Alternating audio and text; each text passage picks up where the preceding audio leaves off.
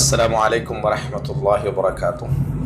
ஷேக் நாசருத்தீன் அல்பானி அவர்களுடைய சில்சிலத்துல் அஹாதிஸ் ஸஹீஹா, சில்சிலத்துல் அஹாதிஸ் தஈஃபா, இந்த இரண்டு நூல்களையும் நாம் அவருடைய தீர்ப்புகளை ஆதாரமாக கொள்ளலாமா, அந்த நூலுடைய தரம் எப்படி அப்படின்ற ஒரு கேள்வி கேட்டிருக்கிறார்.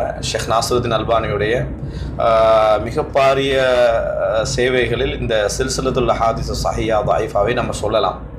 காரணம், அவர் என்ன செஞ்சாருன்னு சொன்னால், ஆரம்ப காலங்களில் சஹீஹான ஹதீஸ்களை, ஆரம்பத்தில் தஈஃபான ஹதீஸ்கள் நிறைய மக்கள்கிட்ட பிரபல்யமாக இருக்குது. அதனால் அந்த பிரபல்யமான தஈஃபான ஹதீஸ்களை நம்ம தொகுத்து மக்களுக்கு அடையாளப்படுத்த வேண்டும், அதனால் ஏற்பட்ட பிதாத்துக்களையும் சுட்டி காட்ட வேண்டும் என்கின்ற நோக்கில் உருவாக்கப்பட்ட அந்த தொடர் தான் இந்த சில்சிலத்துல் ஹதீஸ் தஈஃபா. அதுதான் ஆரம்பத்தில் எழுதினார். ஒவ்வொரு 100 வெளியிட்டு வந்தார். பின்னர் அது ஒவ்வொரு பாகத்தில் 500 என்ன செஞ்சார், வெளியிட்டார். அதுக்கு பின்னால் ஒவ்வொரு பாகத்திலே 500 ஹதீஸ்களாக வெளியிட்டு வந்தார். அதே நேரம் லைஃபான விஷயங்களை மட்டும் மக்களுக்கு தெளிவுபடுத்தி எச்சரிக்கிறது போதாது, சஹீஹான ஹதீஸ்களை நம்ம எழுத வேண்டியிருக்குது என்ற அடிப்படையில் தான் பின்னர் இரண்டாவது கட்டமாக சில்சிலத்துல் அஹாதிஸ் ஸஹீஹான்னு சொல்கிற அந்த சஹீஹான தொடர் எழுத ஆரம்பித்தார். 500 ஹதீஸ்களாக. அது கிட்டத்தட்ட 7ஆம் பாகம் வரைக்கும் என்ன செஞ்சது, அது தொடர்ந்தது. 7ஆம் பாகம் 3 பாகங்களாக பிரிக்கப்பட்டு 7ஆம் பாகம் வரைக்கும் மொத்தமாக ஒரு 3500 ஹதீஸ்கள் மொத்தமாக வார அளவுக்கு அந்த சில்சிலத்துல் அஹாதிஸ் ஸஹீஹான செஞ்சது போச்சு. அதே போல் சில்சிலத்துல் அஹாதிஸ் தஈஃபா 14 பாகங்கள் வரைக்கும் 500 ஹதீஸ்களாக அது போனதை நம்ம என்ன செய்யணும் பார்க்கிறோம். அப்போ இந்த அடிப்படையில் விளங்கப்படுத்தப்பட்ட ஒரு மிக அருமையான ஒரு நூல் தான் 6000 ஹதீஸ்கள் வரைக்கும் என்ன செய்யும் தஈஃபால அதில் வரும். அந்த அளவுக்கு தெளிவான ஆதாரங்களோடு, அதை யாரெல்லாம் தஈஃபான ஹதீஸை சஹீஹ்னு சொல்கிறாங்களோ அவங்களுக்குரிய மறுப்புகளோடு, அதனால் உருவாக்கப்பட்ட பிதஅத்துக்கள், அதனுடைய விளக்கங்கள் தெளிவுகளோடும், அதே போல் சஹீஹான ஹதீஸ்களை பொறுத்த வரைக்கும் என்னென்ன அடிப்படையில் இது சஹீஹாது தஈஃப்னு சொன்னவங்களுக்கான மறுப்புகள் என்ன, இந்த ஹதீஸ்களூடாக நம்ம பெறுகின்ற பலன்கள் என்ன போன்றவைகள்லாம் அதில் விளங்கப்படுத்தப்பட்டிருக்குது. ஆனாலும் கூட ஹதீஸ்கலை அறிஞர்கள் இரண்டையும் ஒப்பிட்டு ஆய்வு செய்கிற நேரங்களில் ஒரு சில விஷயங்களை முன்வைக்கிறார்கள். உதாரணமாக,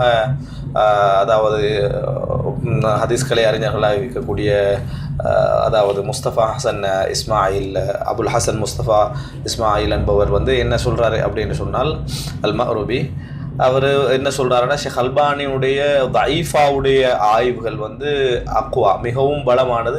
சஹீஹா, சஹீஹால வரக்கூடிய அந்த விமர்சன முறைமையை விட தஈஃபால வரக்கூடிய விமர்சன முறைமைகள் கொஞ்சம் பலமானது அப்படின்னு சொல்லி என்ன செய்கிறாரு, சொல்கிறாரு. முந்திய பிந்திய தீர்ப்பண்டில் லைஃபான ஹதீஸில் அவருடைய ஆய்வு முறை கொஞ்சம் பலமானது என்கின்ற ஒரு தெளிவு என்ன செய்கிறாரு, அவர் சொல்லக்கூடிய பார்க்குறோம். அதே போல் ஒரு சில அறிஞர்கள் இது போன்ற அந்த முடிவுகளை என்ன செஞ்சு வெளிப்படுத்தி இருக்கிறார்கள். நான் கூட ஒரு ஆய்வு கற்றை எழுதுகிற நேரத்திலே திராசத்து அசானிதி ஹதீஸ் அப்படின்னு சொல்லி மாக்குபித நபியுன் இல்லாது ஃபின் ஹதீஸ் ஒரு ஹதீஸ் சம்பந்தமாக, நபிமார்கள் மரணித்த இடத்திலேயே அடக்கப்பட வேண்டும் என்ற ஹதீஸ் சம்பந்தமாக ஒரு ஆய்வு செய்கிற நேரத்தில் இது சம்பந்தமாக நான் உணர்ந்த நேரத்தில், இது அந்த புத்தகத்துக்கு, அது அரபு நூல், அதுக்கு புத்தகத்தை எழுதுகிற நேரத்தில் அதுக்கு ஒரு முன்னுரையில் ஷேக் அல்பானியுடைய இந்த முடிவுகள் சம்பந்தமான ஒரு ஒப்பீட்டு ஆய்வுகள் செஞ்சேன். அப்போ ஒப்பீட்டு ஆய்வு செய்கிற நேரத்தில் சஹீஹால அவர் ஹசன் தரத்தில் சொல்லக்கூடிய அறிவிப்பாளர்கள், தஈஃபால் அவர் சில பொழுதுகளில் தஈஃப் என்று சொல்லியும், அல்ல மிகவும் பலகீனமானவர் என்று சொல்லியும் கடுமையான விமர்சனத்துக்கு உட்படக்கூடிய நிலைமைகள் அது இருக்கிறத பார்க்குறோம். அதே போல் சில அடிப்படைகளை சஹீஹால சொல்லுவார். ஆனால் அந்த அடிப்படைகளை அவர் தஈஃபால கொஞ்சம் பலகீனப்படுத்துகின்ற முறையில் அணுகக்கூடிய நிலையெல்லாம் நம்ம என்ன செய்தோம் பார்த்தோம். அதனால் தஈஃபா உடைய அந்த ஆய்வு கொஞ்சம் பலமானது அப்படி என்று தான் என்ன செய்ய வேண்டும், ஆய்வு முறைமை பலமானது என்று தான் சொல்ல வேண்டும். சில்சிலத்துல் ஹதீஸ் ஸஹீஹாவை எடுத்துக்கொண்டால் ஷேக் அல்பானியை பொறுத்த வரைக்கும் மாஷா அல்லாஹ் என்றளவுக்கு ஒரு ஹதீஸை முழுமையான முறையில் ஆய்வு செய்து விட்டு தான் சொல்கிறாரு. எனவே ஒரு சில ஹதீஸ்கள் ஷேக் அல்பானி அவர்கள் தவறு விட்டிருக்கிறார்கள் என்பது நிரூபிக்கப்பட்டிருக்குது. எனவே அந்த ஒரு சில இடங்களை தவிர்த்து நம்ம இதை பொதுவான ஒரு அடிப்படையில் பார்த்தோம் என்று சொன்னால் 90% நம்ம சில்சிலத்துல் ஹதீஸ் ஸஹீஹாவை ஒரு அடிப்படையாக நம்ம கொள்ளலாம். அதே போன்று சில்சிலத்துல் ஹதீஸ் தஈஃபாவை நம்ம முழுமையாகவே ஒரு அடிப்படையாக கொள்ள முடிந்தால் அளவில் சில்சிலத்துல் அஹாதீஸ் தைஃபாவுடைய ஆய்வுத்தரம் என்ன செய்து இருக்குது. ஆனால் சில்சிலத்துல் அஹாதீஸ் சஹீஹாவை பொறுத்த வரைக்கும் ஒரு 90% ஒரு ஆய்வு முறைமையாக, அதை சிறந்த ஒரு ஆய்வு முறைமையாக கொள்ளலாம். 10% நாங்கள் அதில் கொஞ்சம் கவனம் செலுத்த வேண்டி இருக்கிறது. அந்த மாதிரியான கவனம் செலுத்தப்படக்கூடிய இடங்களை அறிஞர்கள் மூலம் நம்ம அறிந்து கொண்டோம்னா, அது என்ன இடங்கள் அப்படின்னு அறிஞ்சு கொண்டோம்னா நமக்கு மற்ற விஷயத்தில் என்ன செய்யலாம், அதில் முழுமையாக கவனம் செலுத்தலாம். அதே நேரம் ஷேக் அல்பானி அவர்கள் ஹசன் என்று சொல்கிற நேரத்தில் பலகீனமாக இருப்பார், தைஃப் என்று சொன்னால் பலமாக இருப்பார்கள் என்ற அந்த வாதத்தை நம்ம ஏற்றுக்கொள்ள முடியாது. காரணம், அது ஒரு போதிய ஆய்வோடு சொல்லப்பட்ட ஒரு வசனம் அல்ல. ஏன்னா அவருடைய எல்லா ஹதீஸ்களுடைய தீர்ப்புகளை நம்ம ஆய்வு செய்கிற நேரத்தில் அவர் அப்படிப்பட்ட ஒரு நிலையை நம்ம எடுக்க முடியாது.